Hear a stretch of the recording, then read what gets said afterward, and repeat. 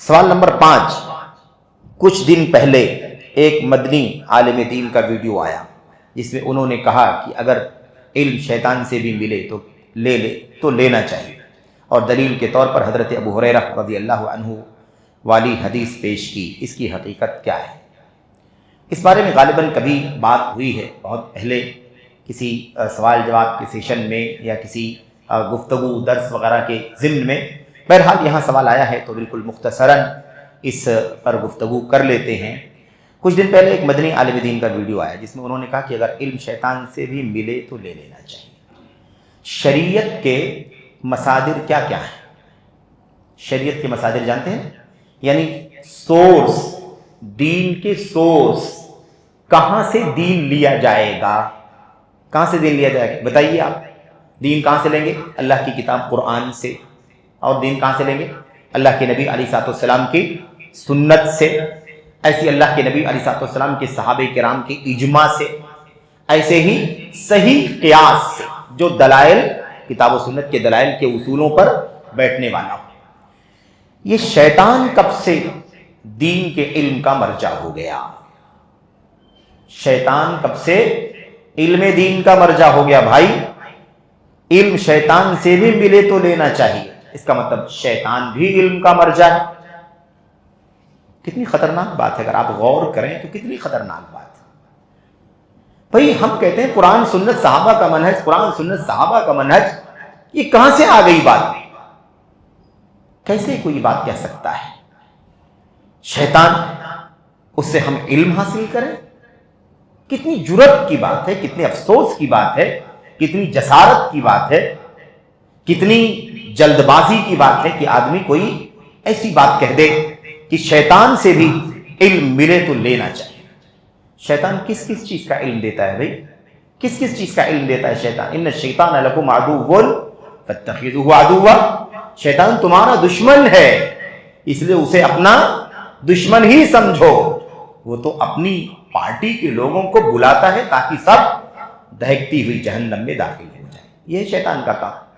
وَلَا تَتَّبِعُوا خُطُوَاتِ الشَّيْطَانِ، شیطان کے نقش قدم پر نہ چلو۔ کیسے کوئی کہہ سکتا ہے کہ شیطان سے بھی علم حاصل ہو، شیطان سے بھی علم ملے تو لینا چاہیے؟ کتنی خطرناک بات ہے۔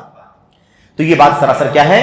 سراسر باطل ہے، غلط ہے، سراسر باطل ہے، غلط ہے۔ میرے بھائی شیطان علم کا مرجع نہیں ہے، شیطان شر کا مرجع ہے، فساد کا مرجع ہے۔ اب اگلی جو بات ہے کہ دلیل کے طور پر حضرت ابو ہریرہ رضی اللہ عنہ والی حدیث پیش کی، اس کی حقیقت کیا ہے؟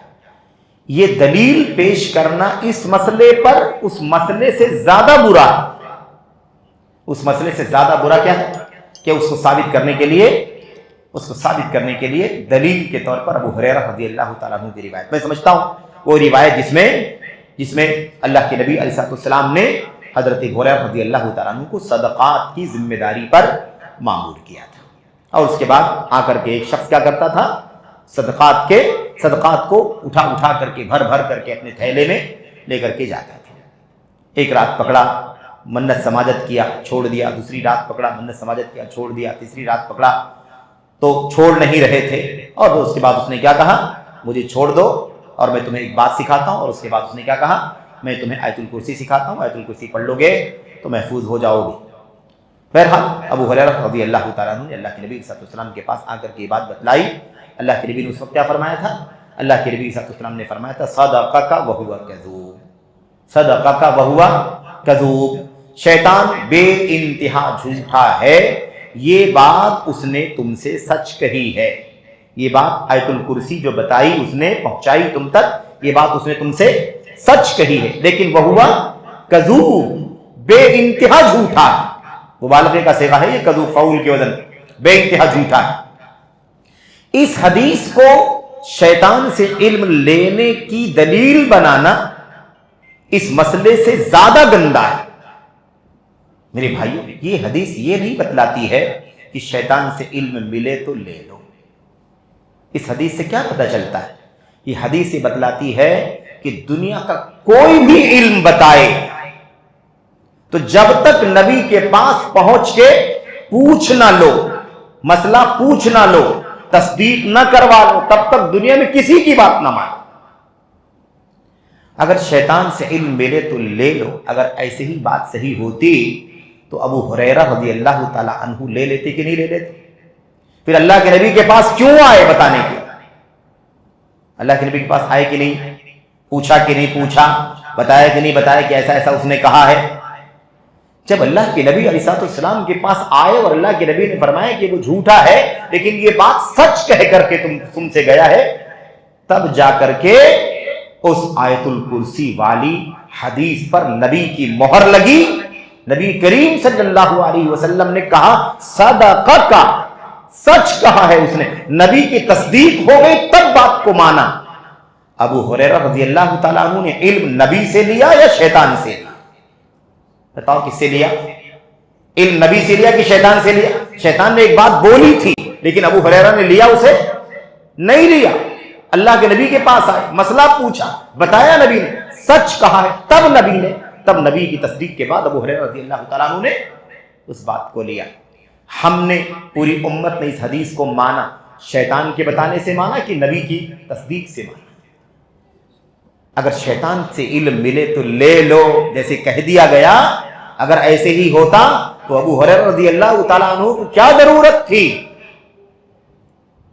اللہ کے نبی کے پاس آنے، پوچھنے، سوال کرنے، تصدیق کرنے، بتانے کے بعد کیا ضرورت؟ لے لیتے کہ نہیں لے لیتے؟ تو یہ حدیث اس بات کی دلیل نہیں کہ شیطان جو بھی بولے، شیطان سے بھی علم ملے تو لے لو، بلکہ یہ اس بات کی دلیل ہے کہ شیطان کوئی بات بتائے، کوئی علم دے، یا کوئی انسان علم دے، کوئی بھی علم دے، کہیں سے بھی علم ملے، جب تک اس پر قرآن کی مہر اور سنت کی مہر نہ لگ جائے تب تک کسی کی بات کو نہیں ماننا ہے، تب تک کسی کی بات کو۔ یہ ثابت ہوتا ہے اس حدیث سے، یہ ثابت نہیں ہوتا ہے کہ شیطان بھی بتائے تو اس سے علم لے لو۔ یہ ہے اس مسئلے کا جواب۔ غلط ہے یہ مسئلہ، ایسا نہیں ہے، اور جس کی حقیقت یہی ہے جو آپ کے سامنے پیش کی گئی۔